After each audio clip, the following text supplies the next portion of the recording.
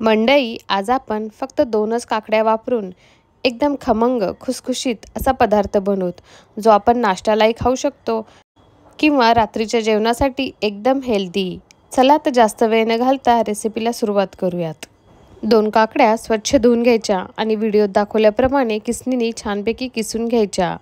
त्याची साल काढायची नाही, कारण सालीमध्ये सुद्धा भरपूर सारे जीवनसत्व असतात. त्यामुळे साल न काढताच व्यवस्थित मी काकडी किसून घेतली. काकडीला अशा प्रकारे भरपूर पाणी सुटतं. पाणी बिलकुलसुद्धा काढून टाकायचं नाही, ते तसंच ठेवायचं. म्हणूनच मी एक मोठी परात घेतली, म्हणजे पाणी सांडणार नाही. कांदा एकदम बारीक कट करून घ्यायचा. मी चॉपरच्या साहाय्याने कट करून घेतला होता.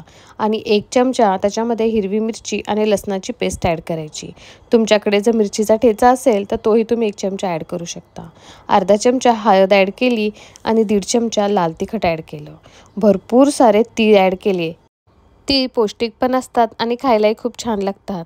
नंतर अर्धा चमचा ओवा हाताने छानपैकी चोळून ॲड केला.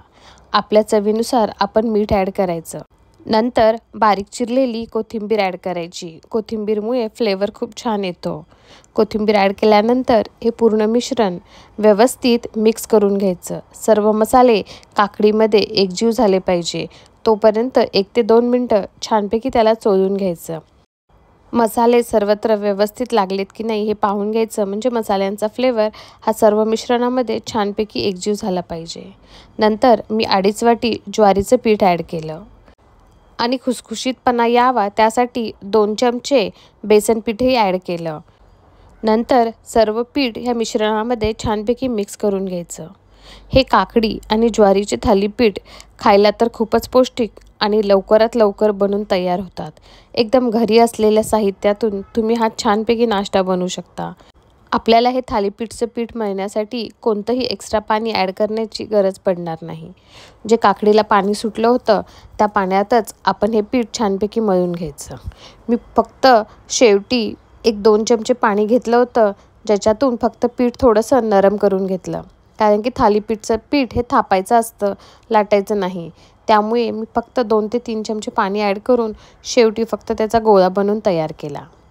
व्हिडिओत दाखवल्याप्रमाणे आपल्या पोळपाटवर एक छानपैकी कॉटनचा कपडा ठेवायचा आणि त्या कपड्याला पाणी लावून घ्यायचं.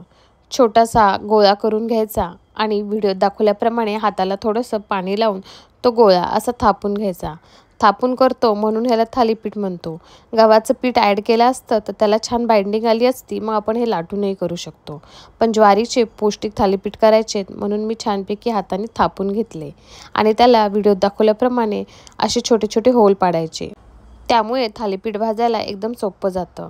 नंतर मी एक लोखंडी तवा घेतला, त्याच्यावर थोडंसं तूप ॲड करून घेतलं. तेलही ॲड केलं तरी चालतं. नंतर व्हिडिओत दाखवल्याप्रमाणे आपले थालीपीठ त्याच्यात सोडायचं. थोडंसं मी हातावर पाणी घेऊन तेही त्या तव्यावर सोडलं आणि झाकून ठेवलं. ही ट्रिक खूप महत्त्वाची आहे, कारण पाण्याच्या वाफेवर थालीपीठ खूप छानपैकी खमंग असं भाजून निघतं. 2 मिनिटानंतर तुम्ही तूप किंवा तेल सोडून त्याला पलटून घ्यायचं आणि दोन्ही साईडनी त्याला छानपैकी खरपूस भाजून घ्यायचं. तुम्ही व्हिडिओमध्ये बघू शकता मी उलथण्याच्या साहाय्याने थोडे थोडे होल करत आहे थालीपीठवर.